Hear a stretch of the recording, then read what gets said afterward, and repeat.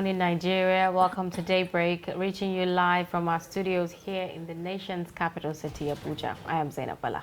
Good morning indeed. It is a beautiful day. Welcome once again. I am Dashan Husseina Usman. Thanks for joining us. How did you get here this morning? Was it chilly? Was it breezy? Or was it quite... Yeah, it wasn't as cold as last week, but, it was just okay. Yes. Now, the problem was, yesterday there seemed to be no fuel in filling stations. So, but today, I think they've rectified that issue because I was able to get some. So, a lot of people were complaining that there's actually fuel, but they're just holding this Why? fuel. What's the point? Is it Christmas? When Nigeria. it's when it's the holiday season, a lot of people, a lot of filling stations, start to hoard. I don't know, and then there's panic buying and the rest. But I'm actually glad that it's been rectified and people can actually have access to petrol. And we're just a few days away to Christmas. A lot of people, are preparing, but it seems like this time around there's not really much preparation as we usually see, the economy, after effects of the pandemic and also the economy. But despite that, we're still anticipating to eat rice and chicken. No, you will. You definitely get some. All right, today on Daybreak, we will look at food inflation amidst, the Yuletide season, and then why major markets are not bustling as usual. Definitely. And as usual, we'll also bring to you top headlines from national dailies. But before we do that, let's take a look at what happened today in history. Stay tuned.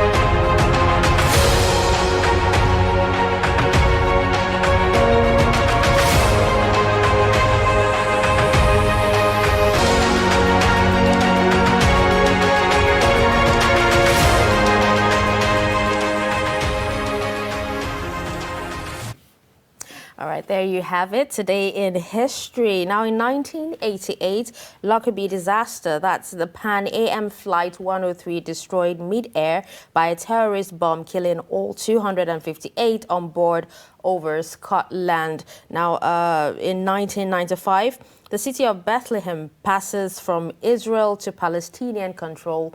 And in 2004, a suicide bomber attacks the forward operating base next to the U.S. military airfield at Mosul, Iraq, killing 22 people. Now, it is the deadliest suicide attack on U.S. soldiers during the Iraqi war. Now, on this particular day, there seems to be a lot of suicide bombers, but it's a good thing, that we haven't heard about any suicide bombing in a really, really long time, even in Nigeria. Yeah, I remember we used to have that in Borno, not then exactly. in other parts, of the city. But over time, that has changed. We are seeing a whole new dimension to the whole security situation in the country, and we do hope, it gets better with time.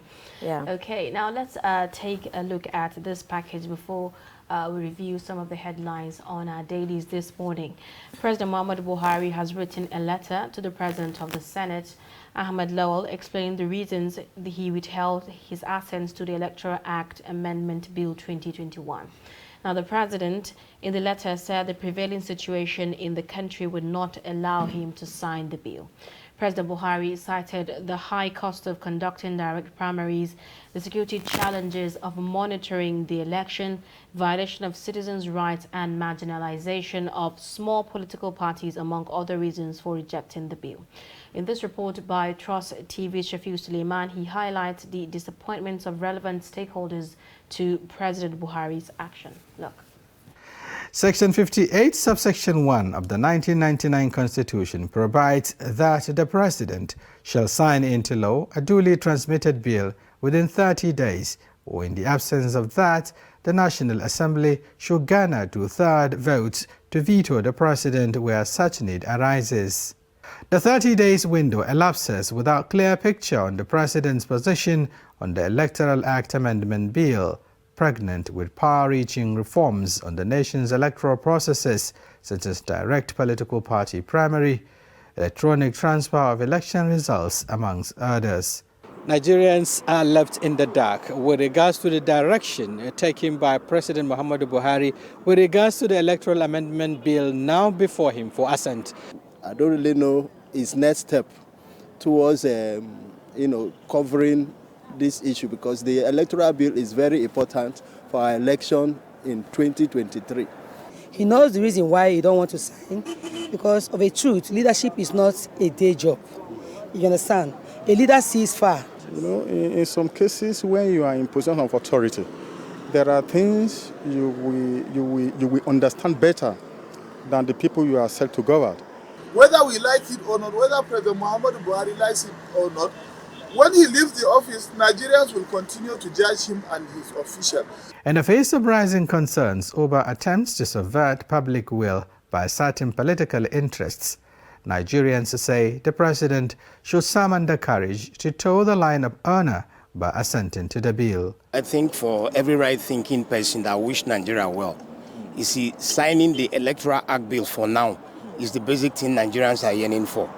Perhaps it's going to be one of the most important pieces of legislation that Mr. President will have opportunity of signing into law because of its fundamental nature in terms of laying a solid foundation for democracy itself to take root.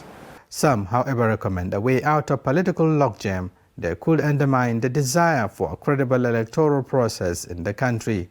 You can separate the two issues, direct primaries, if that is the reason why they are now trying to throw the whole thing, overboard, then let's separate direct primaries from the direct transmission of electoral transmission of the results. The National Assembly is expected to take a decision to either recall the passed bill and veto the president in line with the yearnings and aspirations of the electorates, or decide otherwise. Shapir Suleiman, Trust TV News, Abuja. Okay, now you've actually seen that, and to talk or to discuss further on this particular issue, we have Deputy Business Editor, Daily Trust, Sunday Michael, here in the studio with us. Good morning, sir. Good morning. Thanks for joining us. It's a pleasure to be here. All right, again. so let's have your opinion on the President writing a letter to Senate on the bill. I think yesterday was a sort of disappointment for people who have been keeping a vigil on the political space or scene for some time. It was something Nigerians wanted. It was something a number of political players wanted. It was something the leaders of the National Assembly, after several visits to the president, assured Nigerians that he was going to assent to the bill. But we know a certain group of powerful people, including the caucuses of the governors, didn't want this. And so basically, in summary, it was a triumph of the governors over the will of Nigerians, because what we had wanted was a platform that would allow for more political participation. If you want to increase active citizenry, then right from the primaries, people should be involved in how those who would fly the party ticket are selected. It shouldn't be the exclusive preserve of the few. So what we have seen is a tyranny of the minority, of people who want to continue to hold this nation at the jugular. The president was also a beneficiary of electoral reforms. He should remember that.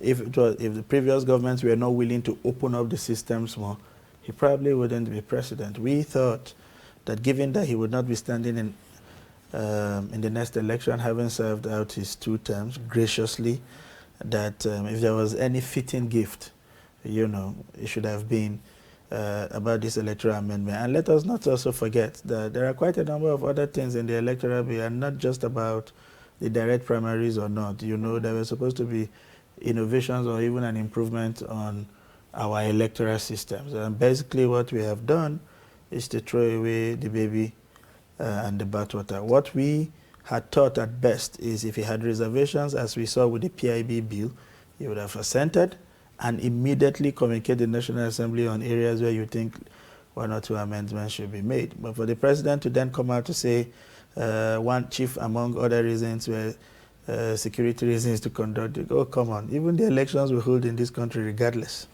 Elections are holding in Afghanistan regardless. You know, if we cannot secure a primary, which is supposed to be something that happens in a confined space, how do we justify even securing the staggered elections in states that we have seen? So that excuse seems lame. There's also the issue of being too expensive. Expensive for who? INEC is not going to be the one to cover the expense for these elections anyway. It is the political party itself. If you want to make something robust and as participatory as possible, then it will involve money. At any rate, there are innovations now that can take that away. Who said party primaries cannot be digitally done? Who said you have to print anything? You know, so it was a disappointing day. What then happens is that this has shifted completely away from the president's table to the National Assembly. And what we don't know, and the signs are not also very obvious, is whether this National Assembly can brace up to this challenge and probably stand on the side of the people, you know, rather than go with the lame excuse that the president has provided. Okay. We're still going to look at, other, perspectives to the whole conversation around the Electoral Act amendment and Electoral Bill amendment. Now let's take a look at some of the stories making headlines on our dailies this morning, starting with the Daily Trust newspaper. The lead story there, 45 farmers killed, 5,000 displaced in Nasarawa. The riders there, residents flee as bandits kill traditional ruler in Kaduna. Panic as fleeing bandits chase Abuja farmers, abduct two. Another rider is saying ACF slams Buhari, northern governors. You see on the page 4, Omicron, Nigeria enters COVID-19 fourth wave. There's also a story there about no winner for 2021 Daily Trust African of the Year Award. You'd also see on the Daily Trust newspaper, INEC seeks 305 billion naira for 2023 polls as Senate passes budget today. And you'd also see why I rejected electoral bill. That's according to President Muhammadu Buhari. And on page 25 of Daily Trust newspaper, I collected 6 million from kidnappers to improve my cattle business. Oh, that's absurd. You find the details of that story on page 23 of Daily Trust newspaper. Disquiet as truck owners fault MPA's e-collop system. And you'd find on page 22 of the Daily Trust newspaper, I stabbed my fiancé because I saw him with another girl. You'd find the details of that on page 22 of the Daily Trust newspaper. So these are some of the lead stories on the Daily Trust newspaper this morning. All right, with that, we'll move on to the Punch newspaper. And right at the top, you see a story here that reads, PFA's recapitalization. 4 firms begin merger talks. GTCO acquires player. And you find detail of that story on page 21. Nigeria has recorded 500% infection increase in 2 weeks, and that is coming from NCDC. You can find details of that on page 19. 20 Nasarawa farmers, herdsmen killed, 8,175 Kaduna bandits, others arrested. And you have a few riders there. Herdsmen attack tea villages, kill 20 tea farmers, 5,000 displaced. ACF lambasts Buhari, governors as Kaduna death toll rises to 40. And then we have this particular story on page 21 that says 9 hydropower projects to add 2,672 megawatts to national grid, says federal government. And we also have CSOs accuse National Assembly top officials of document falsification. Details of that story on page 16. And the lead here says Electoral Act Amendment. Buhari returns bill to NAS. Faults direct primaries, cites insecurity. And the writers here say primary mode against party constitutions too expensive. Small parties will be marginalized. Review direct primaries clause. Send document back for assent. President tells National Assembly. You can find details of that particular story on page 16. Passport applicants patronize touts to get faster services, says Arigbe Shola. All right, we also have more stories here. Officials siphon government funds under cover of paying ransoms, says Kwara Commissioner. We also have anxious patient's relative attacks Lassuth workers, nurse breaks neck, others injured. And you can find details of that story on page 4 and 5. Lagos issues 137 billion naira bond for Lekki Road projects, healthcare, and others. Okay, and I think these are the stories we have on the front page of the Punch newspaper. Okay, let's take one more paper this morning, talking about the Nation newspaper. The lead story there, why President declined assent to Electoral Act bill. Pressure on National Assembly to override Buhari Wike. Lawmakers lack will. You also see on the Nation newspaper this morning, Yuletide, rise in deaths from Omicron likely, NCDC warns. You'd also find on page 4 of the Nation newspaper, herders kill 13 farmers in Nasarawa. Police, 8 persons die. You'd also find on the Nation newspaper, get your NIN now. JAM tells UTME candidates. Insecurity, ACF tackles Buhari, notes governors. So these are some of the lead stories on the Nation newspaper. As we have earlier told you, we have Sunday Michael, Deputy Business Editor, Daily Trust, here this morning to review the papers. Earlier, before we took some of these stories on the dailies this morning, we're talking about the whole conversation about the Electoral Act bill. And right here on the Nation newspaper, it states there's pressure. It states that there's pressure on the National Assembly to override Buhari, and many are saying they actually do not have, the guts to do that. Do you think this is something that is going to change, with time? You would excuse those who have not expressed sufficient faith in the National Assembly if you begin to look at the antecedent of this particular National Assembly. They've basically assented to all the requests of the president, basically. All the borrowing plans, despite the hues and cries, scaled through the nation. At other times, they even had to offer defenses for even the president's program. So people, on the basis of some of these trends, are justified to say, we don't see these people, having sufficient courage to say, Mr. President, on this one, you are wrong. This is a popular bill, and we would veto your refusal to assent to the bill.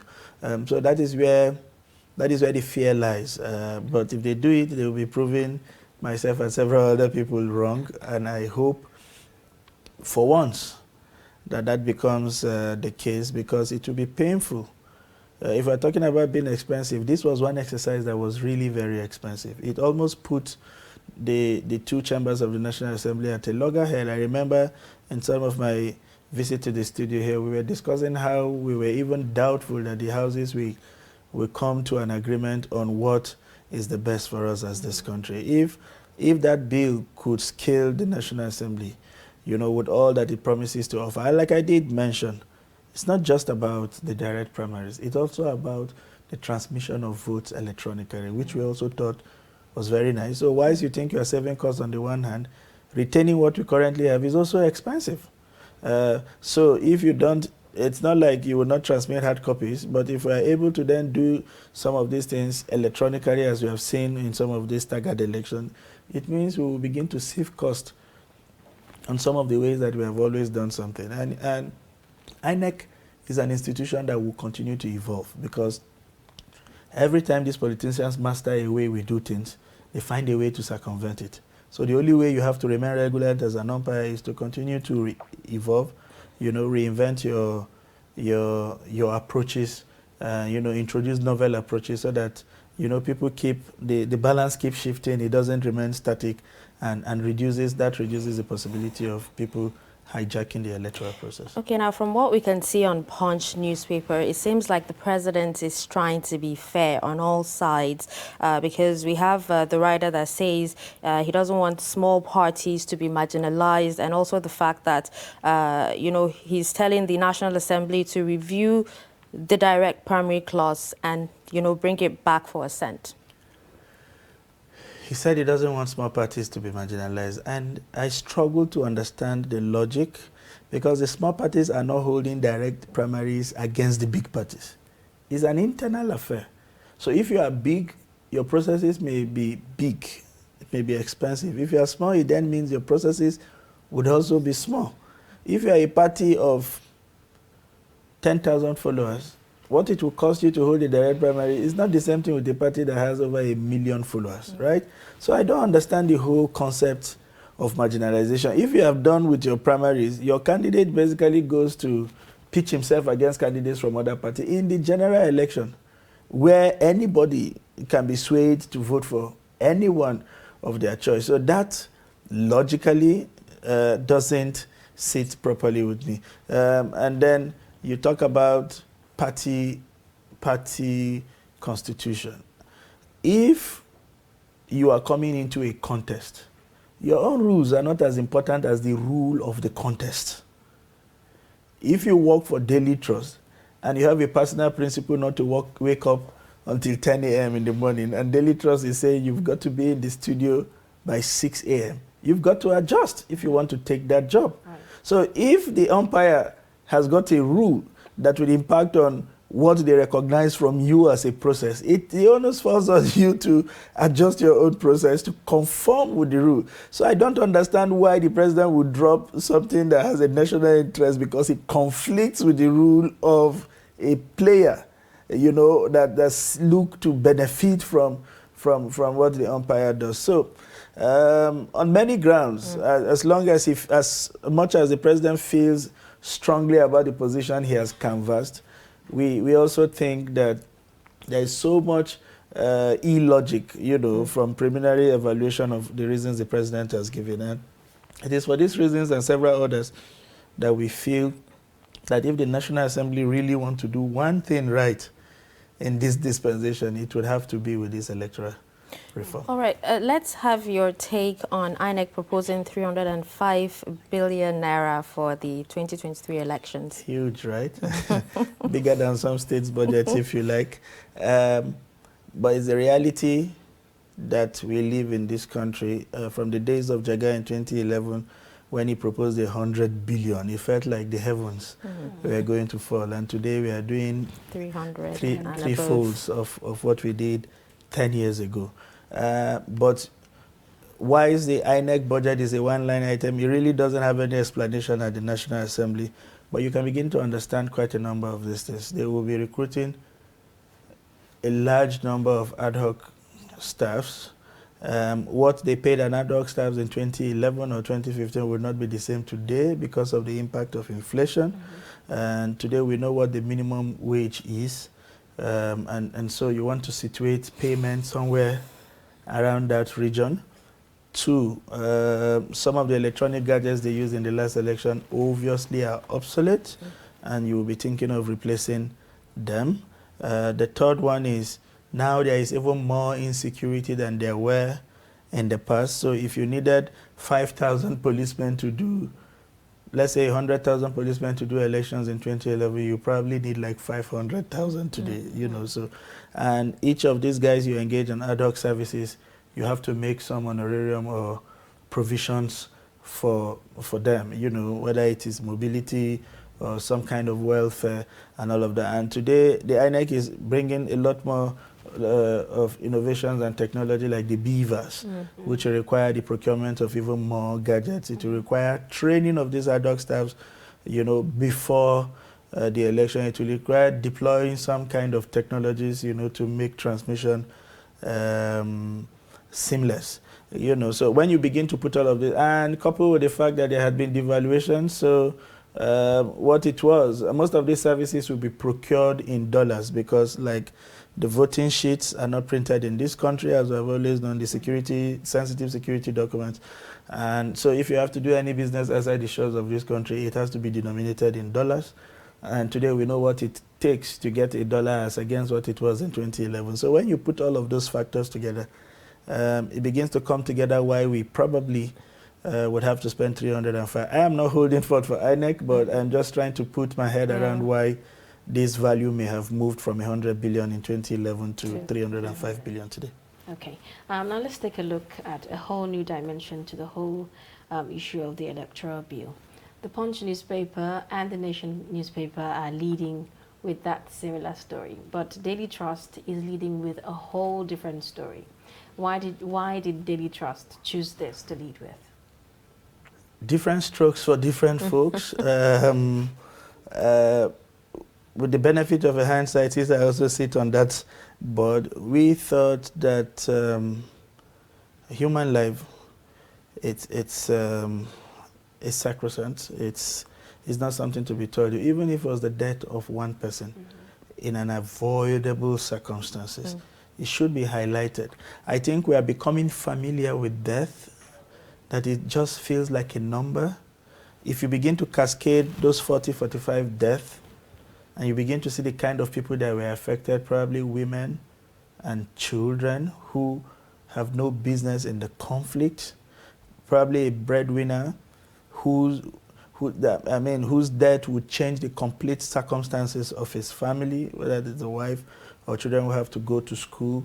In a harsh economy like ours, it is becoming painful, and it is coming from a place that is not exactly known for this kind of violence. It's just Nasarawa here, 40 kilometers from the capital city. It should worry everybody. Not because it is Nasarawa, but it tells you how close that this is to home, And so we looked at all of that, and it's a crisis that has not ended in its own right. 5,000 persons has been displaced. And if something is not done to nip the bud, Nasarawa may just be going the way of Kaduna, of Niger, of Sokoto, and that is not something we want in our hands. We put those together and we felt that on a scale, we should give publicity to this one. Okay, now let's take a look at, one of the writers here that states residents actually flee as bandits kill traditional ruler in Kaduna. Now, remember recently the governor, lifted the network, in Kaduna and everything. And the reason why, network coverage was reduced to minimal was because he wanted to, sort out the whole insecurity thing. I don't know, I'm yet to hear, results. I'm yet to hear results on, how the whole operation went and, why the whole network, was lifted, while the ban was lifted. Prior to my coming into the studio, I stumbled somewhere as I was preparing myself on an information that about 8,100 and so number of bandits were rounded up in Kaduna. I'm not sure whether it is within the period of this whole network shutting down. See, every action we take has a positive and a negative side. It makes sense to want to say, because these guys are coordinating fantastic attacks with the aid of a communication gadget, let us put it off and try to see if we can disrupt that coordination and then take advantage of it. What we have not seen, however, is you cannot perpetually put off the network. On the one hand, you want to get to the body, yes, but you are stopping the livelihood of others. So Sunday and Husseina in Kaduna, we have a medical emergency. We can't call the ambulance because the network is down and we are probably in an area where it is badly affected. Or what if some group have been able to coordinate themselves and are carrying out attack? How can we alert the security agencies? Those are issues on the one hand. What the public opinion suggests is, You shut this thing down when you want to carry out a massive attack, whether it's area bombing and ground mopping, you know, as a stopgap measure. And the moment you are done with that, you should restore these things because lives has to go on. I mean, have you imagined whenever there's a general network failure on your service provider for even just 1 hour, can you imagine the kind of discomfort it brings? You know you are cut off from the world and you could be missing out on just about anything. A whole lot, you know, depends on them. Remember, some of these schools and these states are even not on session. For the private developers, they probably are keeping the student up to pace with some kind of online study. Now, all of those were brought to a hold, you know. So it made sense that they shut it down, but whether it made sense to have shut it down for the number of months that they did was another different thing, because these service providers are in need for money. They have deployed resources and facilities. They are paying their personnel on ground, regardless of whether that thing was bringing in money or not. And you are not going to waive their profits on account of this national service or shutting down these things because they needed to support the fight against insurgency. So we don't know what the results are exactly. You know, whilst it may have supported the fight, you know, maybe on a review we'll be able to tell on a scale whether there was more benefits or losses as a result of this kind of actions.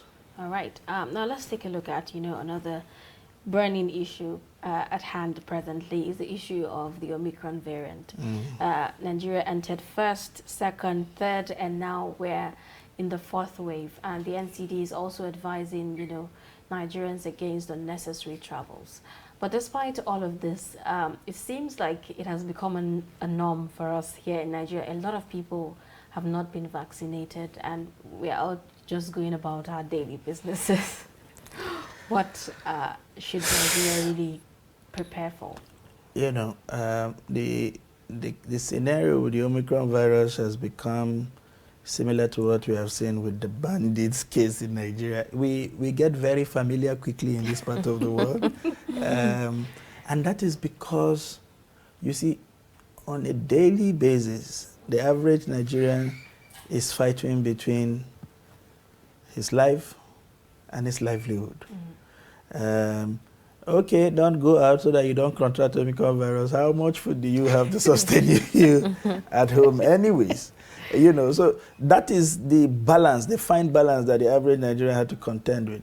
In the newsroom yesterday, I called a number of my colleagues who are down and ill. And so I was discussing with another colleague, and I said, he was saying, ABC, XYZ in his own decks are down. And I said, yes, I just spoke to 1, 2, 3 persons who are also there. He said, no, this thing is Omicron virus. I said, whatever you call it, you and I are here. And the paper has to come out tomorrow. You know, not just because the paper has to come out, we also need the pay at the end of the month to meet other obligations. That is, I mean, imagine telling a mechanic, don't go to your shop so that you don't come in contact with people you don't have Omicron virus. You say, no, people have been dying. Something has to kill a man.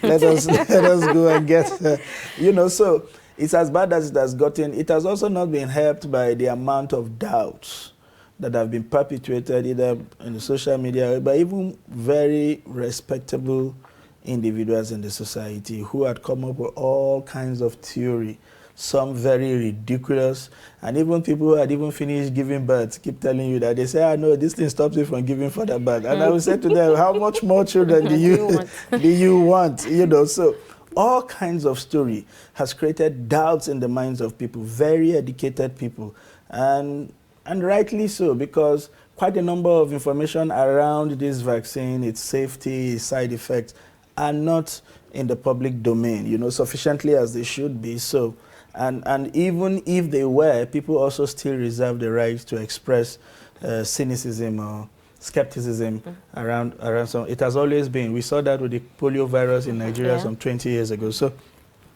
these are some of the things. The government need to do more than just issuing threats, more than just saying you can't come into the office, because people are finding ways to procure the cards anyway. You know, you have to emphasize the health benefits, the importance and the safety so that saner minds could take. And you have to propagate this story from self to self. We saw that with the HIV virus.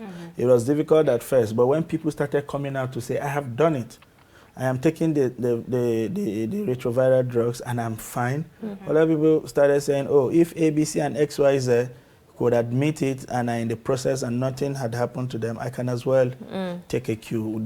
Those kind of communication approach, developmental communication approach, is something I think we should be looking at exploring. I think one of the reasons why a lot of Nigerians are skeptical about taking the vaccine is the fact that, you know, the reports that even after you take the vaccine, you know, it doesn't mean that, you know, you won't be infected. You know, it just slows it down, but you will definitely be infected. And we have on Punch here, the NCDC saying Nigeria recorded 500% infection increase in 2 weeks. Yeah.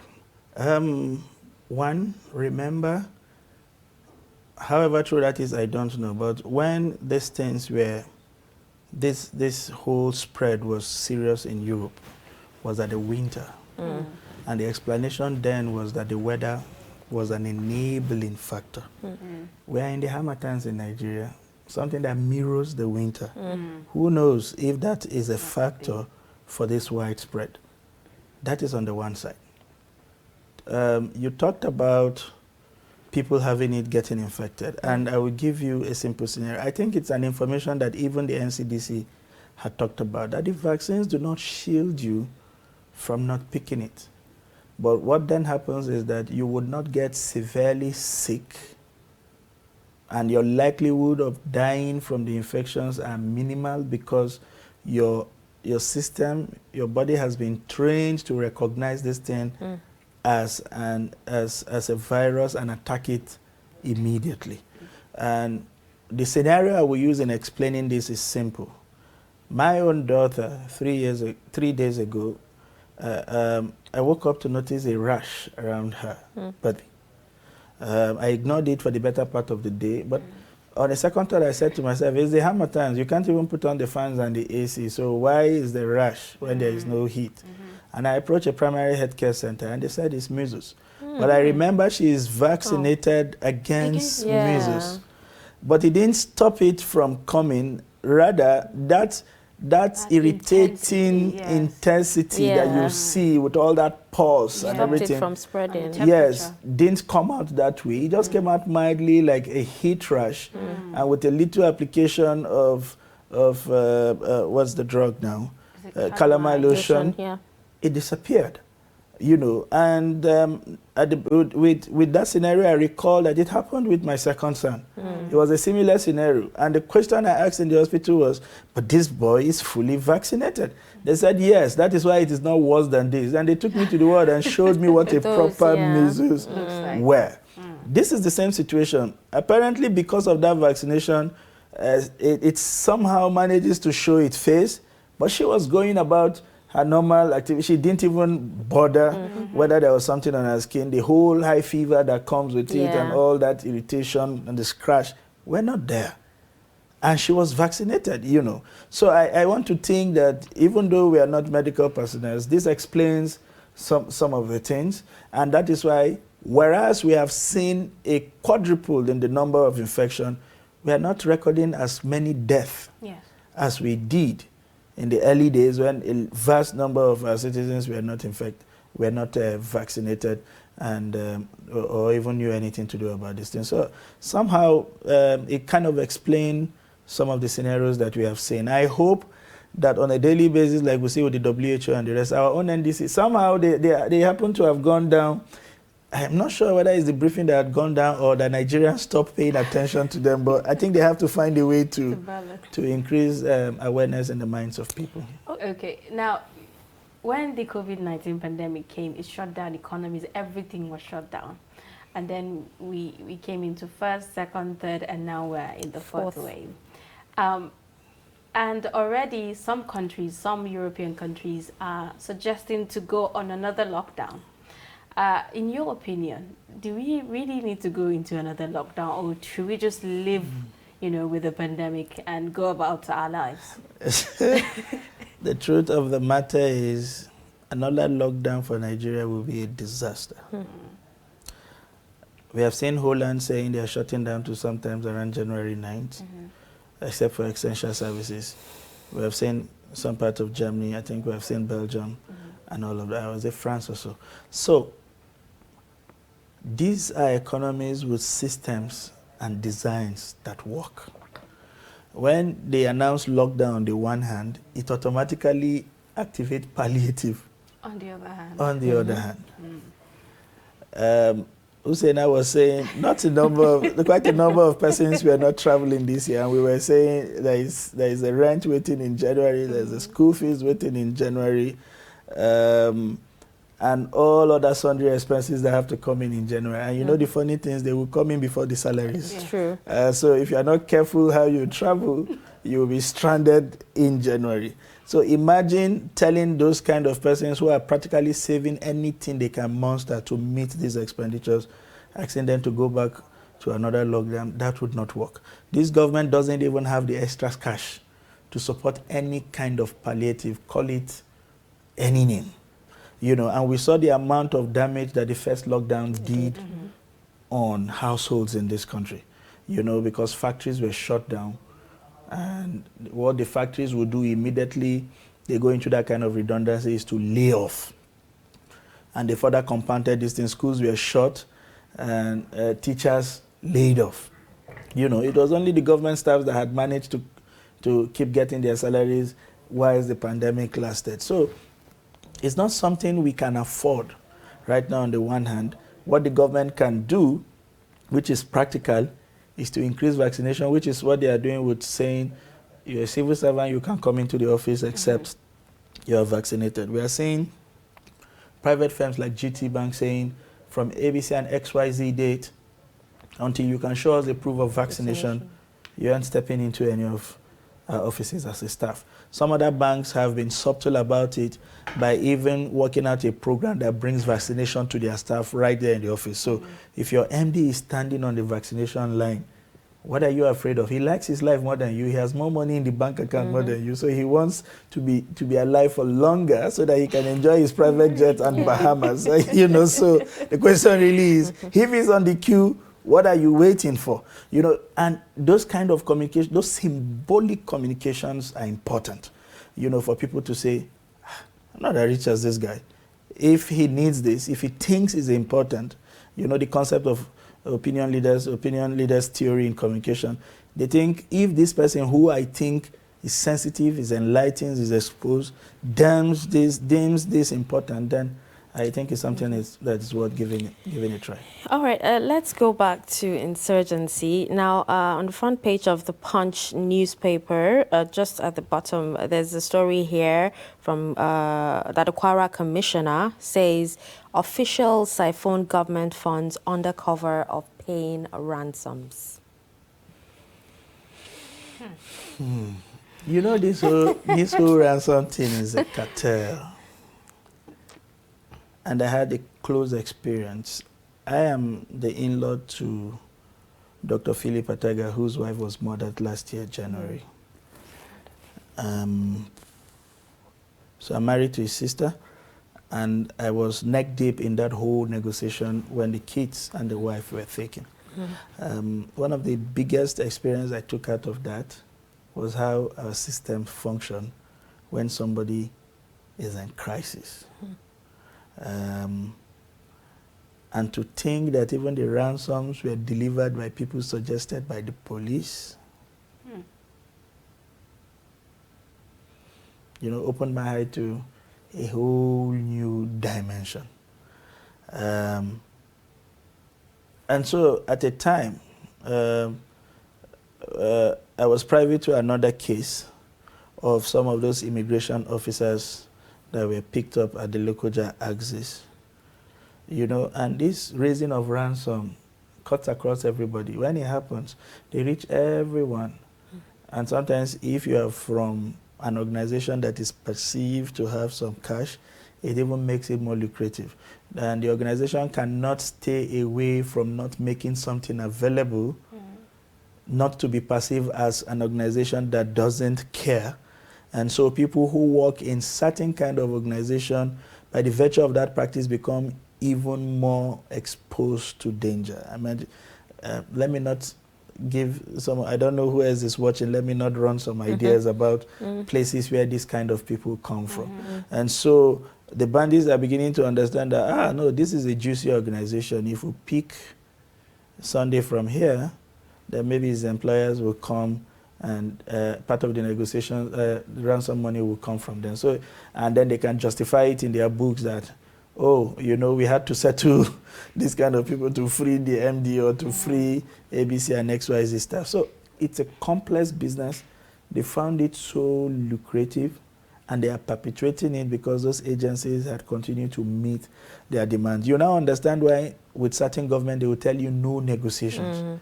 Well, if they have succeeded in taking, painful as it is, you can hold him. If you want to free, but we are not going to continue to oil what you do by giving any kind of ransom.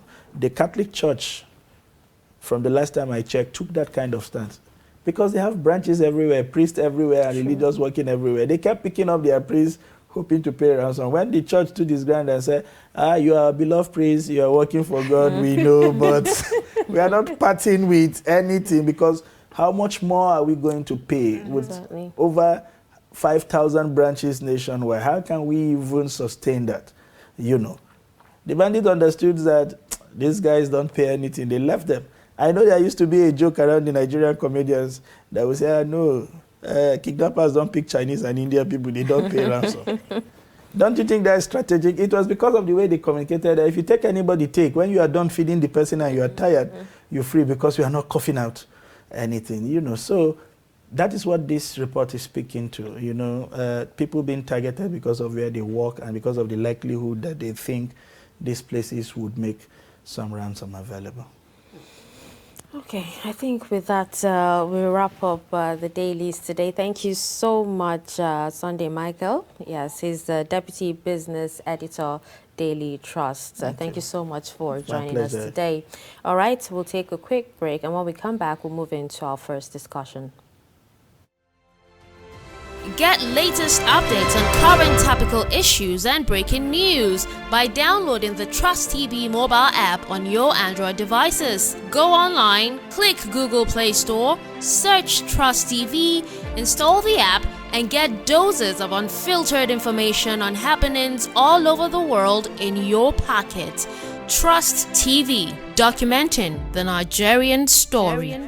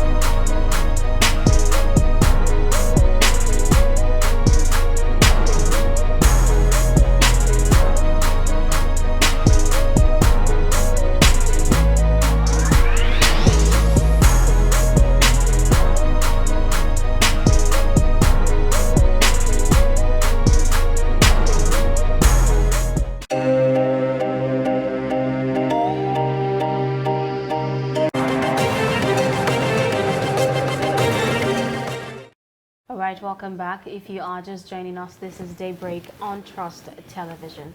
Now, to kickstart our first discussion, there is an air of uncertainty among majority of the population as Nigeria's inflation declined for 8 consecutive months. Yet, financially embattled Nigerian consumers face high cost of living in this Yuletide season. As Christmas is fast approaching, sellers and buyers of food items in Abuja have lamented the hike in prices of commodities. At the popular Utako market in Abuja, Yusuf Akugo spoke with sellers and buyers who decried the low patronage due to the high cost. Many of them said the declining in inflation figures does not in any way reflect on cost of foodstuffs and other items in the market. Inflation numbers has declined for 8 consecutive months. It currently stands at 15.40%, while food inflation dropped marginally by 0.01% to 20.62%. But what is the relationship between these figures and the current market reality? We speak to those directly affected here at Utako Market in the heart of the Federal Capital Territory, Abuja. The government should try and put in place something like price control. There's no price control in this country. When something goes up, it never goes down. It keeps going higher and higher and higher, and everybody, they sell the way they please. So there should be price control. Am I now in the market? I just got foodstuffs. They are very expensive, very expensive. Everything has gone up. Nothing has gone down. Nothing. Prices go high now. I'm selling now for the basket of the Irish potato. Now it's a 2,500 naira. Before we are selling it 1,200, highest be 1,500. Onions we are selling it before 1,000. Now we are selling it 2,000. And then tomatoes, which is by this time every year is coming down, but up to now it's still they go high. Because the prices are high. When you thought like this one now, this orange I'm buying now is supposed to be 500, 400, but now it's 700. So a lot of people are really managing. Instead of spending much, you tend to like use what you have in your house, because the prices are like double, more than 100% increase. Everything they have every day. It not look like Christmas. Even though we prefer Covenant more than this Christmas, these are very hard. People have cried, hungry. No, even though workers they don't have money to enter. People are begging a lot of, seriously, nothing is gone. Look at rice reached 30,000. Groundnut oil especially. It is short, everything is costly. Nigeria, they are not happy at all. 5 years ago, by now, everybody is selling because there was money. But this time around, as you can see, all of us are just seated. There is no money. Anybody that comes, and again, the prices. Things that we are buying as of 5 years ago, 1,200, now it's 1,800. And there is no money. Everybody is crying. We are not making profit. And secondly, people are buying. They are not even happy at all, because once the thing is high, the thing is affecting us and affecting others. So we need the Nigerians to help us and bring down the price. And secondly, look at goat meat. A kilo of goat meat before, they are buying it 2,000, 1,815. But now a kilo of goat meat is 2,500, 3,000. So, and the intestine before they used to buy it 1,000, highest 1,200. Now they are selling it 2,000. Red oil, before we used to sell red oil, highest red oil is cost is 500. But now red oil we are selling it 800. We are buying per gallon instead of 20,000 or 18,000. We are buying it 25,000 naira. So there is no profit inside. Many things now is too cost. So crayfish is too high. Mudu of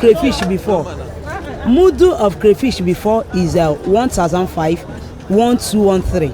But now we are selling mudu of crayfish 2,500. So things are adding money every day. Bag come for rice, bag of rice. Highest you buy bag of rice this celebration period foreign. We do buy latest you buy 24,000, 22,000. But now bag of rice is 30-something thousand. So and Pamudu, people buy it now. And do you know the worst part of it? There is no money. We are come to the reason, to a situation that we cannot even understand the real price of our commodities in a market. The people have spoken. The conversation continues in the studio. And in Kano State, Idris Jibrin brings us this report on food prices. Okay, we'll just move on to... Get latest updates on current topical issues and breaking news by downloading the TrustTV mobile app on your Android devices. Go online, click Google Play Store, search TrustTV, install the app, and get doses of unfiltered information on happenings all over the world in your pocket. Trust TV, documenting the Nigerian story. All right, we apologize for that mix-up. Still talking about food inflation during Yuletide. We have a guest in the studio, and he's an economist, Tefa Abraham. Good morning. Welcome to Trust TV. Good morning. Nice to be here. Thanks for joining us again. Yes, my pleasure. All right, first of all, let's start with the basics. Let's start by you telling us what the causes of inflation is.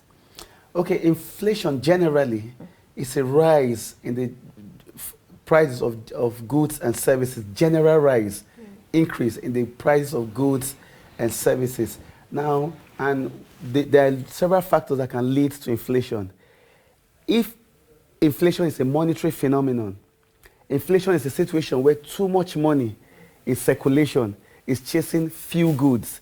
That is, the goods available, there's a gap in the supply of goods and services. So there will be a lot of people wanting those goods and services with their money ready to pay to get those goods and services. But the available goods and services is not enough to cover the supply gap. So it will lead to inflation.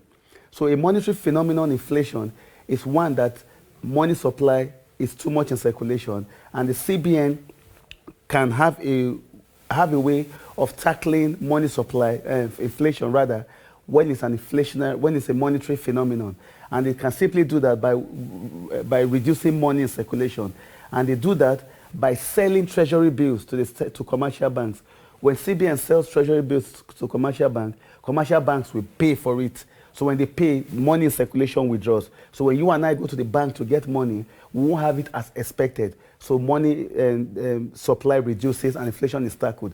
But if inflation is cost push, that is where increase in fuel price, increase in electricity price, and other inputs of production is rising, then producers transfer that cost of production to consumers through increase in prices. If there are structural rigidities in the economy, like poor infrastructure, insecurity, poor roads from rural farm to market, all these ones can also lead to inflation. So depending on whether inflation is a monetary phenomenon, cost push, or structural, the way of tackling it will also vary. Then when inflation is fiscal as in FISCAL, fiscal phenomenon, that is where government budget or government spending is high in circulation, and people's expectation of trying to cash into what government is spending makes them to raise prices as well.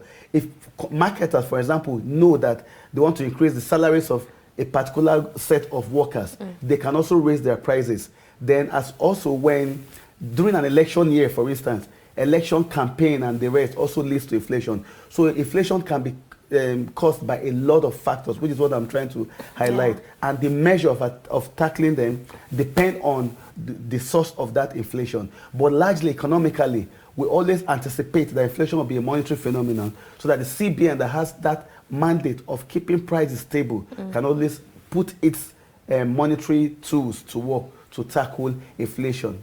Okay. But during a surge, like Salah, like Christmas, like Valentine, like festivities, people's demand for goods and services normally leads to general increase in food prices, seasonal increase in food prices. Okay. Yes. Now, you know, to a layman, when they hear inflation declined from so months to so months, what people want to see is the prices of goods actually being more affordable. to Nigerians. But it seems that there are some misconceptions about that. What really is responsible? Okay, yes, like you rightly said in your introduction, inflation has been on a downward trend since mid of this year. Yeah. So people ordinarily expect that inflation that used to be around 18%, which is as of November 2021, is 15.40%.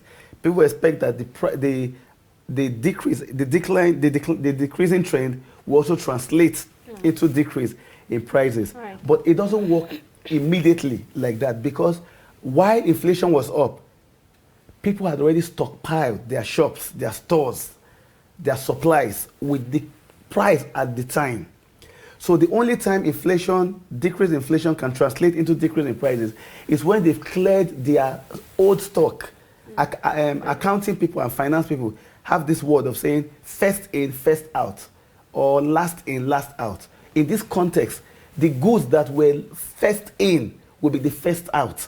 So if the cost of purchase of those goods were at when inflation was high, they have to clear those goods before they now start selling new ones. So this is the gap that exists between translating from decreased inflationary trend to seeing real prices increase. Then also, don't forget that the economy is connected like a web, like a cobweb.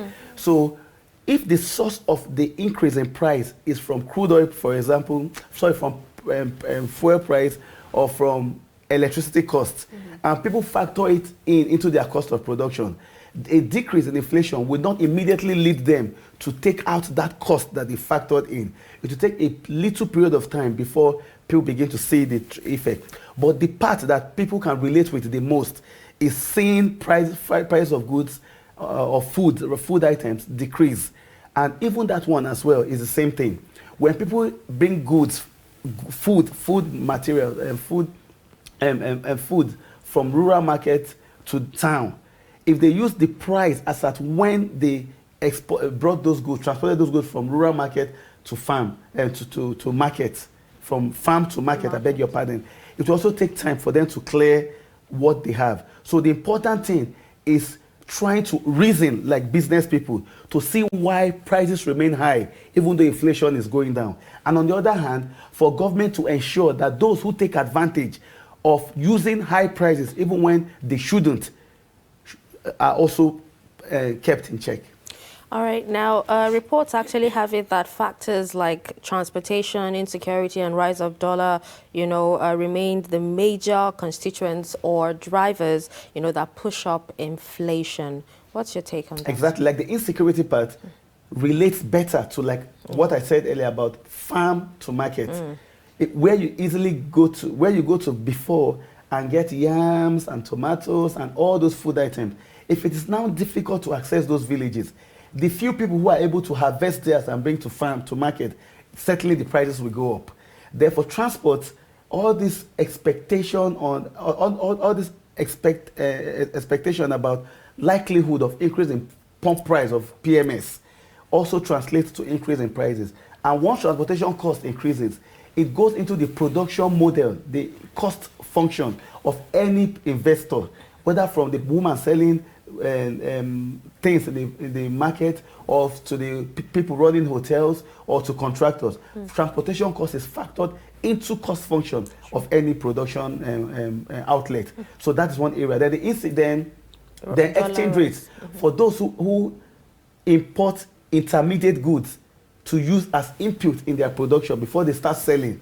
Once the price of dollar is high, for example, once they make that importation, it also goes into determining the cost of their goods, which naturally they'll transfer to the consumers. But again, what will be unfair is to say that people who went into business when price of without having a need to factor in all these issues into their prices is where the government can also come out to chase after them to ensure that they don't do that. Just like the way Department of Petroleum Resources used to do to ensure that they go around and people selling fuel sell at the current market price and are not playing with their scale. That's how there needs to be a price intelligence unit to go out there, especially during this Yuletide season, to ensure that people selling don't take advantage of customers. Okay, now, if nothing is actually done to contain this, how bad can it get for us? well, if not is done, it will translate to increase in prices. And don't forget, increase in prices robs off any anticipated increase you have in wage. It also has a way of translating to it has a way of affecting livelihood as well. What your money can do ordinarily can no longer be possible with inflation. And that's why for the Central Bank of Nigeria, tackling inflation is like a thief on the value of our currency. The idea is to ensure that what 1 naira can do yesterday, it can still do today. Sure. It is not bad when there's inflation. That is when prices go up. What is bad is the sudden increase in prices, in general price of goods and services. Increase in inflation, slow increase in inflation is an investment signal. It shows that there's a gap in demand, that investors can go into that particular line of production and provide more goods and services so as to cover that gap. So increase in inflation is a signal for investment. Deflation, that is when prices are decreasing, shows that maybe it's also an indication for investors to decide what to do, whether supply more goods and services or withdrawing. So what is not liked, what is not wanted is the sudden increase in general price of goods and services, like we find during Salah or Christmas or Valentine or all those festive periods.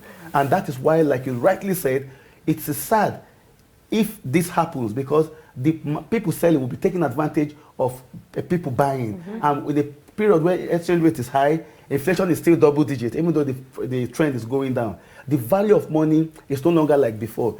So it's painful to see a family is just struggling to put food on the table, being robbed off at the marketplace. So a price intelligence unit is critical at this moment. Otherwise, will worsen people's livelihood and make households difficult to sustain their feeding and family time during this festive period. Okay, now you hear economists, saying composite food index. What does this really entail? Okay, the CPI. composite food index, it's like taking everything together and then trying to measure how how the price of everything put together in a basket is changing. So what we do in economics is we imagine that there's a basket that has every food item inside, from vegetables to tubers to cereal, milk, everything you put. So that's why we imagine as a food basket. So then you now start working on how the prices have changed over time.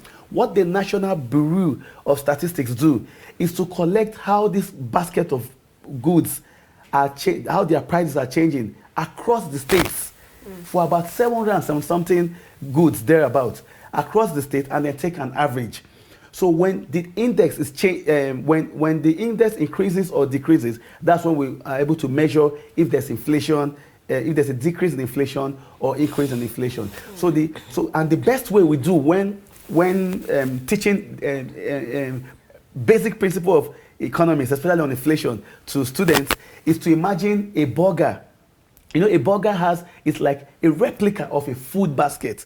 It has bread in there, it has cream in there, it has vegetables, it has tomatoes, it has everything. So when the price of a burger in standard economics is not the same across every part of the world, like the typical hamburger, for example, it is designed such that the price will be the same everywhere in the world. So when the price of hamburger is different across the countries, it means that a particular country has changes in its own structures that is making a particular product line to have increase in prices. So generally, composite food price index helps us to measure how inflation is changing year on year, month on month, week on week, or generally over a period of time. But ultimately, the aim of composite price index is to help us measure inflation. And the last one that the National Bureau of Statistics put out is for November. And it shows that inflation came down from 15.99% in October to 15.4% in November, which continued the decrease in inflationary trend in the country. Okay, Mr. Tefa, we're going to come right back to this discussion, but let's quickly take a quick break. When we come back, the show continues. Do stay.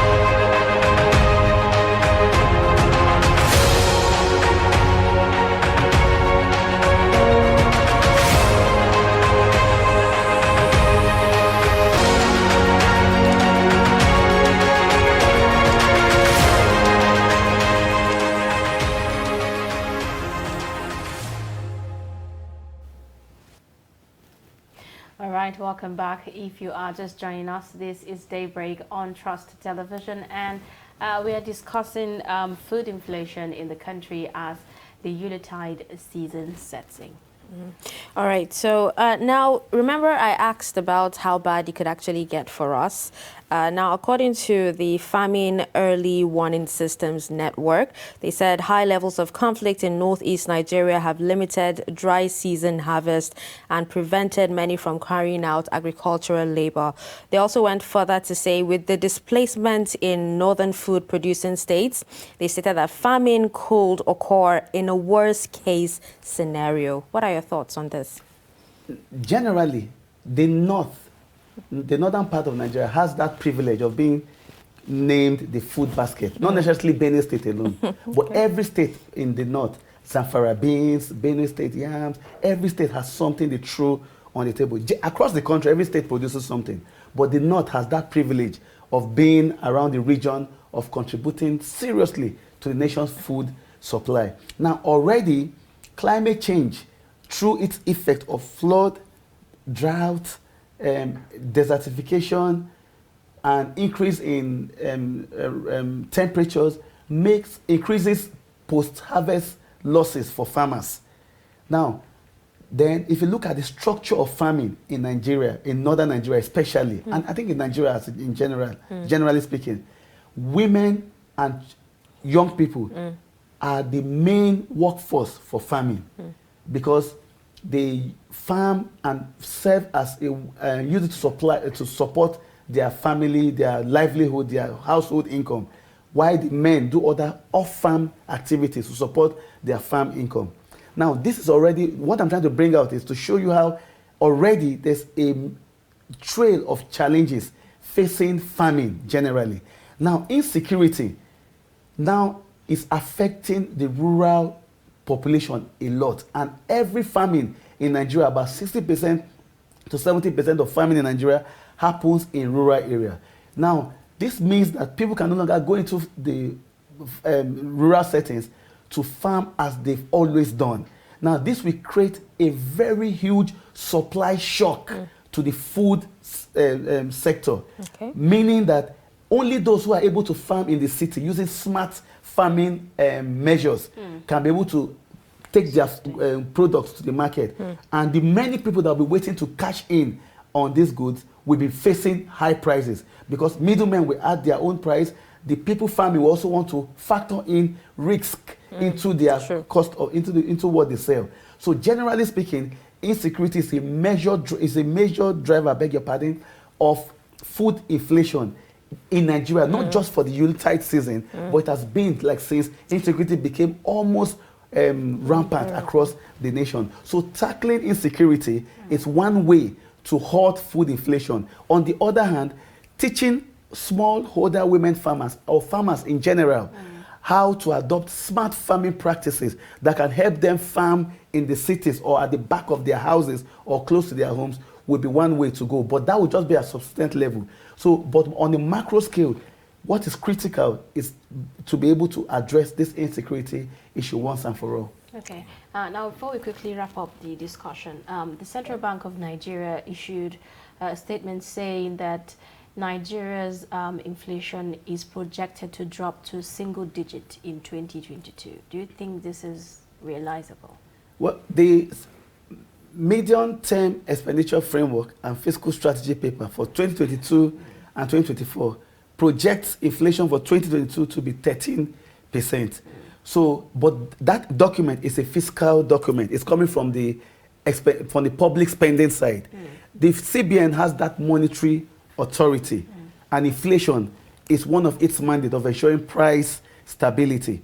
So if the CBN projects that inflation is likely to go into a single-digit zone by 2022, it will be a good news generally. But that means that CBN will be adopting tight monetary policy to ensure that inflation stays low. So we'll be expecting to see reduction in money supply, and then we'll also be expecting to see that CBN continues its intervention in the economy to block supply shocks in food and services sectors that have significant impact on the general price of goods and services. Then, as your report said in the beginning, the Yuletide season, whether it will be one to forget or to remember, it will be one to remember because aside meeting increase in food prices in the market, that many Nigerians are happy to be alive in this terrible period of COVID-19 and its several variants. So, but what is important is the government putting up price intelligence units to ensure that the market don't take advantage of customers. But that inflation is increasing generally, like I said earlier, is an investment signal. So what is important is that those sectors where food prices are high, it's a signal for people to go into them to invest so that we can cover the food and services gap. All right, can you quickly tell us what the role of economists is in inflation? Yeah, what we do as economists is to analyze and to point to you signals. Generally, economists for banks, for government sector, for private sector, everywhere. What we do generally is to analyze global macroeconomic environment, domestic macroeconomic environment, and then to see how these signals that the global and domestic economy is throwing affects your own sector, so that you can come up with policies that can counter the effect of those signals on your own sector. In this particular case, we are looking at the Christmas season, and what we are doing right now as economists is to point to you that first, that prices are increasing in terms of inflation is not bad. So if you notice that inflation is increasing for cassava, for bread, what that means is that there are few investors in that sector. So go into the cassava or the bread sector. What we don't tolerate is the market taking advantage of customers. And what economists also do is to advocate for government regulation. Government regulations to protect lives and property, and in this case, protect citizens from sellers who take advantage of them using artificial prices. So it is important for the public sector to put out price intelligence unit to help check artificial prices. Then one other thing we do as economists in this period again is to also show areas that the government can strengthen its regulatory framework to avoid a mismatch in the market. But generally speaking, as what is most important is to understand how the global economy interacts with the domestic economy and affects the service sector of your own industry. For example, during the Yuletide season, for instance, what happens is that you have many people traveling. That will also increase the transportation cost. Because all of a sudden, the motor parks will just hike their prices. So the government can work with the NURTW or to ensure that prices are not artificial. So, but that the transport cost goes up, it's a normal economic phenomenon. Because what you have is that you have one or two buses that ply maybe Jos and Abuja.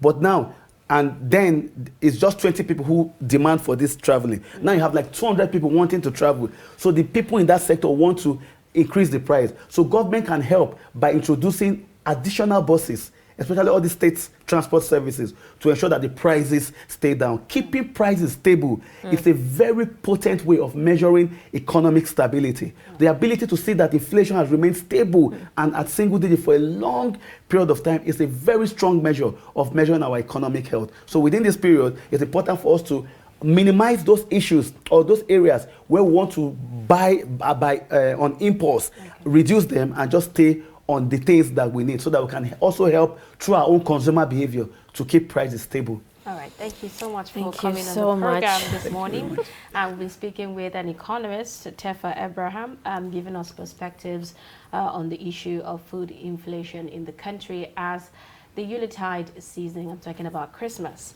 sets in. Now let's take a quick break. When we come back, we'll be discussing the whole issue of vehicle inspection in Nigeria. Do stay.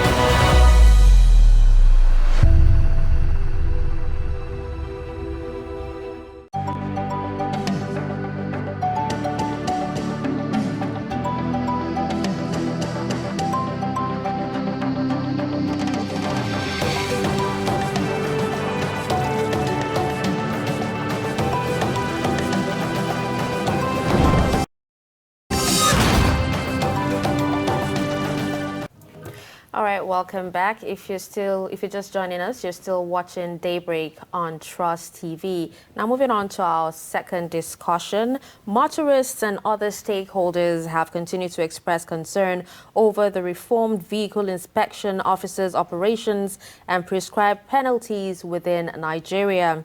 Now, vehicle inspection officers are car inspectors whose duty involve inspection and issuance of roadworthiness certificates to all vehicles in Nigeria, maintenance of sanity on Nigerian roads as well, and highways by ensuring that vehicles plying Nigerian roads are roadworthy all the time. However, in recent times, it can be said, or can it be said, is a question rather, can it be said that the VIO have achieved their mandate of maintaining sanity on the roads and road accidents?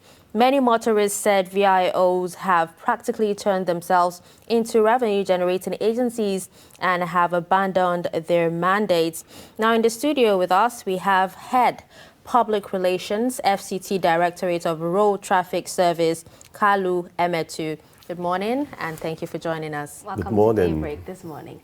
Good morning, viewers. Okay, now to set the tone, for the discussion, even though we've highlighted some of the mandates of the VIO, could you just walk us through the key role that the VIO is supposed to play? Thank you. When you talk about vehicle inspection officers, they are there to ensure that, just like she mentioned, that there is sanity on every road. Like we are in FCT. Let me first of all state that vehicle inspection services is mostly a state matter. It's a state matter in the sense that it is planned based on the peculiarities of each state. When you are planning for your activities, you think of those peculiar areas that it will affect the people. Now, when you leave your house in the morning and you say goodbye to your family, you're expected to go and come back. And considering the fact that one of the functions or major functions of any government is to protect lives and property, what VIO does is that of protecting lives and properties. So being on the road is to ensure that there is less crashes on our roads. And at the same time, making sure that vehicles that ply the roads don't pose danger to other road users. The road you use is a public road. Everybody has right to use the road. So when you have personnel who direct ensures that people who use the roads gets to their destination safely, they are playing a major role. And at the same time, every state also use the VIO to generate revenue. But this one is considered to be a secondary function. Why is a secondary function is, as we all know, life is very important. There is a lot of regard to it, both by the government and non-government actors. So all these things are to tell you that the job of the vehicle inspection officer is very important. Now in FCT, it's not just making sure that the vehicle is roadworthy. We also control traffic. That's the peculiarities I talked about. If you go to some states, VIOs don't control traffic. They only make sure that the vehicle is roadworthy. But here in Abuja, we also control traffic. Apart from controlling traffic, we make sure that all the services, all the businesses that have to do with automobiles, we regulate them, like the mechanics, the car dealers, all of them. We make sure that they operate in line with what we expect them to do. That's why you will not see a car dealer who will apply his business any place he likes, because VIO is there to ensure that he doesn't operate where he's not supposed to operate. That's why once in a while you see us, like those of them selling within the city center. These are undesignated areas. We make sure that we remove them from there. From time to time, we go there, tow some of the vehicles, just for them to know that where they are plying their business is not where they are supposed to be. Okay, so when a vehicle owner comes in contact with a VIO, like on the road when they're driving, what should the owner expect? Like, what is the inspection process? Yes, first of all, you are advised when you are leaving your house, do the routine check. Ensure that the engine is good. Check the oil that is there. Check whether your wiper, especially during the rainy season, is working. All these minor things. Check your tires before you leave your house.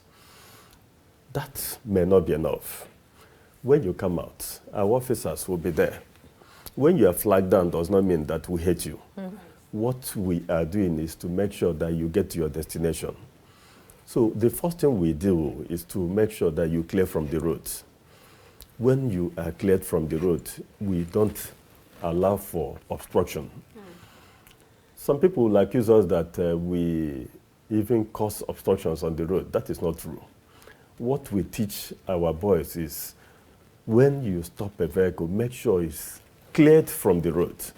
But you see some people, for the mere fact that they are seeing VIO officer, the sight alone confuses them. So it's not supposed to be like that. We are all friends. Somebody who is planning how you get to your destination safely is supposed to be your good friend and not your enemy. If he stops you, just obey the simple instruction. Clear from the road. When you clear from the road, the next thing we will do is to look at that vehicle round. He will know what to ask you. First of all, he will ask for your driver's license. That shows that you are trained, you can drive. When anybody drives on the road, it increases the rate of accidents. Anybody can drive, but how can you drive well? When you are trained, the first thing is you are taught all those road signs. Apart from teaching you all the road signs, you are taught how to handle the steering. All these things contribute to the safety we talk about. Safety of life is not what anybody can joke with. If you see our officer being firm, don't see him to be an enemy. He's only trying to make sure that the right thing is done. When you drive with other people who understand how to drive, there will be less carnage on our roads. Nobody derives joy when it happens. Definitely it will happen, but let the rate not be high. We try as much as possible to do all these things by first knowing the person who is driving, whether he is trained, whether he's supposed to drive, especially when the situation is such that people who don't have the heart, people who are not well experienced in driving will find it difficult to drive. You see somebody after 1 or 2 weeks with either his husband or his wife, you see the person driving on the roads. When it happens, the person will find it difficult to know what to do. So we try as much as possible to try to stop such people. Like you go to driving school, which is the first thing you do these days. When you go to driving school, you come to us. We look at it, we test you, and know whether you can drive. It's only when we pass you that we will recommend you for capturing. When you are captured, we'll issue you the license. That is when we've gone around to know, yes, this person can drive. All these things we do it to reduce the carnage on our roads. Now you are asking of what VI officer should do when he sees a motorist on the road. He will go around, look at the vehicle, know all those things that are not supposed to be. He will tell you, please, go and do it. That's why FCT administration has gone to a higher level now, where we have our inspection office that is electronically planned. It's so that you have accuracy in whatever fault your vehicle is having. You will also be advised to go to your technician, not that you'll be forced to do it there. You go to your technician for him to rectify it, change what they are supposed to change, make sure that that vehicle is roadworthy. But sometimes the vehicle inspection officers insist that they tow your vehicle themselves. Without warning. They don't actually advise you and say, please kindly fix your car. They just tow your vehicle. And sometimes there are issues of money where you give tips and they say you have to give some money. You know, we've seen cases like that as well. Look at it this way. Like I said, revenue generation is part of it, but we consider it as secondary. Where your vehicle is towed is when you have been seen not to obey the simple instruction that has been given to you. There are cases where somebody will try to run with our officers inside the vehicle. It's common. Now, when such person is accosted, the next thing we will do is to order for towing van. Or if the vehicle will not move to any place due to the condition the vehicle is, the next thing will be to tow it to a safer place. Now you see broken down vehicles in different parts, almost everywhere. What do you expect? It's only to tow such vehicle. That is why we emphasize on maintaining your vehicle. Vehicle maintenance is very important. When your vehicle is in good condition, it can hardly stop you on the road. It's only when there is a fault and somebody is managing it. I'll do it tomorrow. I am busy today. I can't do it today. Tomorrow I'll do it. The same tomorrow will come. You'll still be very busy. You'll be managing it. You wouldn't know that it's your life you're managing. The painful aspect of it is, it's not only you that is involved. Remember, you are using a public road. People, everybody has right to use the road. So when you are managing such a vehicle, at the end of the day, you may create problem to another person. Most times, it's people who don't intend to die, who lost their life in such process. So, as a responsible government, every institution will be created to ensure that such people who don't care about their own life, not to talk of the lives of others, are made to do the right thing. That's why you see enforcement. That's why you see the presence of the VIO personnel. That's why you see road safety, you see police. All these things are to ensure that lives are protected. Okay. Now, you earlier mentioned that part of the training process, like when somebody's applying for a driver's license, you have to go to a training school, and then they have to come to you before you actually issue if the person has really, passed that test. But it looks like some people have found a way to actually bypass that process and get a license. Some don't even have the roadworthiness at all, and we still see them, on our roads. It is extremely difficult these days. It used to be like that in the past. When somebody would send his passport, license would be given to him. All these things were observed. Then now it has been structured in a manner that you have to pass through these tests. Even if you feel you are highly connected, there's something you can do to bypass it, you will still come to VIO for testing. When you are tested and you fail to meet up the requirement, you'll be asked to go back for another 1 month. That 1 month is you are expected to go and continue learning so that when you come back, you pass the test. There is no how you miss this test because we know that lives are involved. You see, some people like these people who go against traffic, drive against traffic, they are like going on a suicide mission. You may intend that you are hurrying to a place, but you are trying to kill others. So all these things, we'll look at it. The person who is testing you will psych you up. Your psychology, everything about that driving will be tested. He might even ask you to speed up when you are not supposed to speed up. But it's left for you to know, no, why should I speed up in a place like this? When you reason like that, the person will record it and know, yes. Even if another person is telling you, you have to speed up, you don't have time again, you overspeed, you do this and that, you will have the God to challenge the person and tell him, no. The right thing is for us to get to our destination and not to hurry into danger or endanger any other life. Okay, now with the whole process and the capturing and everything, I want to believe that you have a database of most drivers, Good. you know. But do you have a database for the vehicles that ply the road?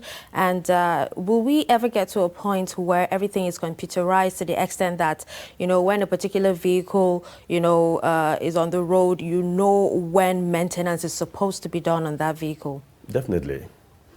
Like every vehicle that apply FCT roads, especially those that have FCT number plates, we have the data. Okay. If you ask us, we'll go as far as telling you where the owner of that vehicle lives. We can call the person on phone, and at the same time, we know when the vehicle is supposed to be maintained. That's why 7 days to the time we'll send message to you. It's automated. You get the message reminding you that your vehicle is due for maintenance. In this case, we talk about renewal of your documents. We know when you are renewing your document, that vehicle must come in good condition. If it's not in good condition, we will still subject it to tests. When it's done, we know that that vehicle is in good condition. When it's in good condition means that it's roadworthy. Okay. We emphasize so much on vehicles being roadworthy. Okay, please let's quickly take a short break. When we come back, we'll take a look at other, you know, perspective to the issues. Do stay. The board and management of Media Trust Limited invites the general public to its annual Daily Trust Dialogue, themed 2023, The Politics, Economy and Insecurity. Date, 20th January 2022. Location, NAF Conference Center and Suites, Abuja. Time, 10 a.m. prompt. Chairman of the occasion, former Head of State, General Abdulsalami Abubakar, GCFR. Guest Speaker, Governor of Kaduna State, Malan Nasir Ahmed El-Rufai. Guest Speaker, Governor of Ebonyi State, Engineer David Umahi. Guest Speaker, former Chairman, Federal Inland Revenue Service, Mrs. Ifueko Omoigui Okauru. Moderator, Executive Director, Daria Media Nigeria Limited, Kadaria Ahmed. The event will be transmitted live on Trust TV, and all participants must observe COVID-19 protocols and wear their face masks.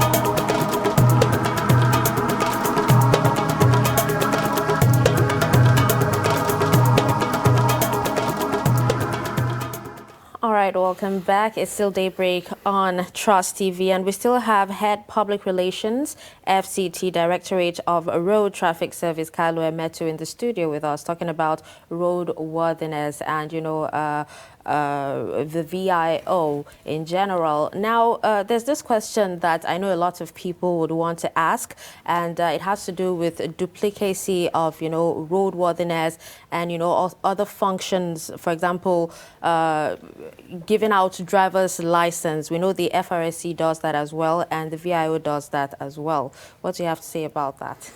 No, there is nothing like that. What we have is what we call tripartite arrangements. Okay. The VIO, the Road Safety, and the Board of Internal Revenue. What we do is you pay to the Board of Internal Revenue. In Abuja, you do it through the VIO. And the Road Safety is there. What Road Safety does is to capture you, have your data in the database. Now, our own is to, like I mentioned earlier, make sure that you have been trained, you can drive. When we test you and know that you can drive, you are qualified to drive, we make that recommendation for you to be captured. When you are captured, we know that you have been fully captured. We issue, VIO will issue the license to you. Okay.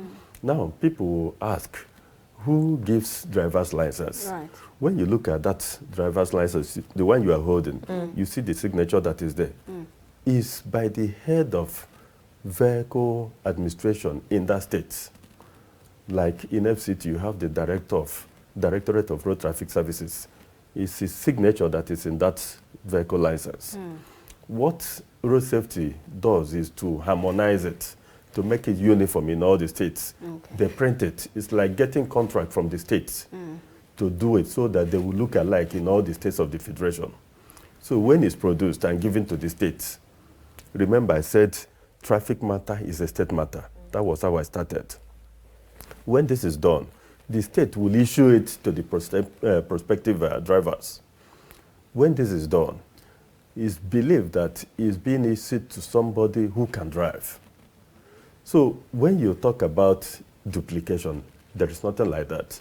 All these three bodies work together to ensure that the right person is given the license. Okay. When you talk about roadworthiness, in FCT, let me be specific, we don't do that. When you bring your vehicle for registration, it's fully registered when you have the vehicle license. It's fully registered when you are given a number plate. It's fully registered when you are given the roadworthiness certificate. Now, you see attaches, like the insurance companies, they operate around the motor vehicle offices. When they see anybody who is about to register a vehicle, they'll go to him for them to issue insurance because it's one of the conditions for anybody to drive on Nigerian roads. So they feel that they will get their customers at VIO offices. So they are like working together.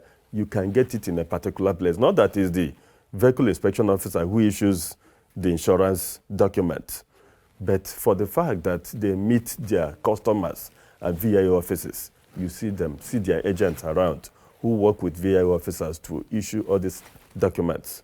So when you are leaving, that your vehicle is fully registered, you have the vehicle license, you have the roadworthiness certificate, you have the insurance, like I mentioned. These three documents are very important for you to drive on Nigerian roads. Okay.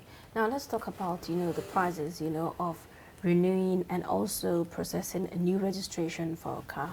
What are the prices like? Because sometimes you find that they tell you for this type of car, the price is so, and that, there's a lot of difference, in the prices of renewing and also registering your car. To start with, it depends on the kind of vehicle you are registering. Let's use a car. A car, you use about 10,000 naira to register it.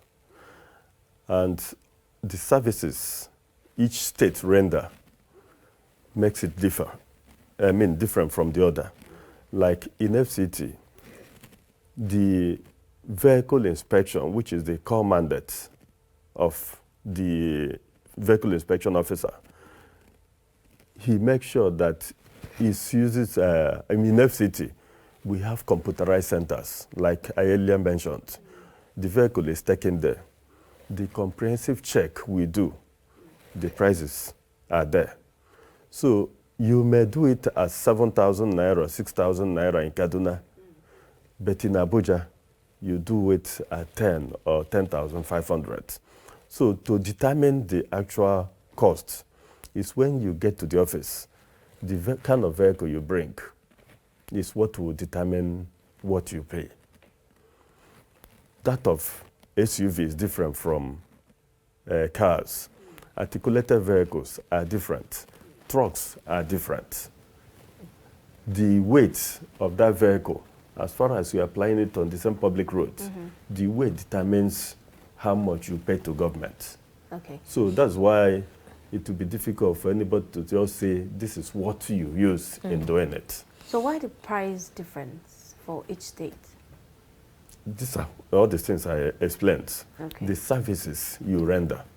Like if you go to Nasarawa, they may not have the computerized inspection center where we look at your vehicle and tell you the state of that vehicle. Okay. Now, in FCT, before you register your vehicle, you expected, there is what we call pre-registration inspection. We look at it and know how that vehicle is. We will tell you what you need to do. When it's done, these are services we render. government spend money to provide all those things for you to receive the services. So they have to recoup the money. That's why they will charge you based on the services they provide to you. All right, before we wrap up, can you quickly enlighten us on the recent reforms on the operations of the VIO? Thank you. Recently, we had a stakeholders meeting. Every stakeholder in the transport sector was invited. We had a discussion. We talked about amendments of the traffic laws in FCT. We talked about going into areas that we didn't expect, like some years back, we didn't know that there's going to be app-based transportation system. Like now, the Uber and the rest of them. You can stay in the comfort of your home, invite a taxi to take you to a particular place. We didn't know about it. Our laws didn't cover it. So we amended our regulation in FCT. Apart from amending it, before we bring it out, we brought every interested party to make input so that at the end of the day, it will not look as if you were not carried along. In FCT, you know, we have who is Zoo in Nigeria live in Abuja. Likewise, all over the world, their representatives, they live in Abuja. There is nothing we do, we deviate from the provisions of the law. We try as much as possible. I mean, the leadership in FCT try as much as possible to carry everybody along. When the stakeholders meeting was called, who is who all over the world, as far as the transport business is concerned, was there. What they did was to rub minds in all these areas I mentioned, the app-based, the conventional taxi, the mass transit, all of them were looked at.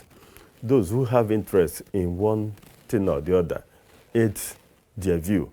We collected all this information, which is aiding us to improve on the regulation. When all these things are in place, it's for the public, the motorists, to enjoy it. Like commuters deserve the best. A situation where you pay, somebody will squeeze you, 5 of you, in the seat that is supposed to carry 2 or 3. You are squeezed like that, despite the fact that we are talking about COVID-19. People be squeezed in a vehicle. These are not normal.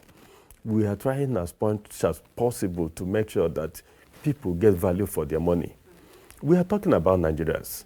You can't live like an alien in your own country because you want to move from a point to another. And at the same time, the need for you to maintain the vehicle. Not when somebody pays you, you stop him on the road, telling him that the vehicle has stopped. It's not proper. We are looking at that also. Now, the vehicle, what kind of vehicle? Where is it supposed to apply? We are looking at that. Now, Okada was banned. Commercial motorcycle was banned in FCT since 2006. Recently, the trend is the delivery motorbikes that move from one point to another to deliver one thing or the other. The way it's coming, people started complaining that they are also nuisance like the commercial motorcycle. Now we are looking into that. We are bringing up a policy that it must be owned by businesses. When I say businesses, corporate bodies that are registered, because it's such organization that will have the need to deliver something from one point to another. It's no longer all commerce affair. And the kind of motorbike we are proving now is no longer the type they were using at that time. Now, this time around, it has to be at least 200 cc, bigger machines, that when you are riding, it will be fit for the highway in FCT. You know, we have good roads in Abuja. Our problem is people don't know how to use it. Because you have seen a good road, you feel you will drive 180 instead of 100, which leads to accident also. So we are looking into all these things. So the delivery motorbikes we are looking at should be such that can be used on these highways. That's why we are talking about 200cc instead of the usual 160 and the rest of them they were using before. All these things are what we are putting into consideration. Now, you talk about tricycle. Where are they supposed to operate? This is the kind of transportation that is supposed to serve for last mile. Last mile is like those who live in estates. They'll bring you from your estate to your gate. You bought either taxi or you enter buses to where you are going. Now, they are not supposed to be competing on the road with buses. They are not supposed to be competing at the highway with other vehicles. So when they are restricted to areas where they are supposed to operate, you see there will be less crashes on our roads. Instead of competition, it will be complementary. Stop at this point. Let the one that is supposed to apply this kind of route be the one to pick that person. Now, all these things are what we are looking at. In the area of technology, we are doing very well to make sure that we meet up with what the world is empowered. Well, we hope to see that, come to life. We have to wrap up the discussion here because of time, but it has been quite insightful getting to know more, because we are really very scared of the VIO when we see them ply the roads. We are VIO is your friend. All right, we've been speaking with Head Public Relations, FCT Directorate of Road Traffic Service, Kalu Emetu, giving us perspectives on the role the VIO plays in the country and making sure that our cars are roadworthy at all times. Thank you. I appreciate your input. Thank you for having me. All right. I think with that, we will wrap up Daybreak today. It was really an interesting journey. Yes, and we're looking forward to Christmas. Yeah. All right. I remain Dasha and Husseina Usman. Have yourselves a wonderful day. And I'm Zainab Bala. Thank you so much for sticking with us.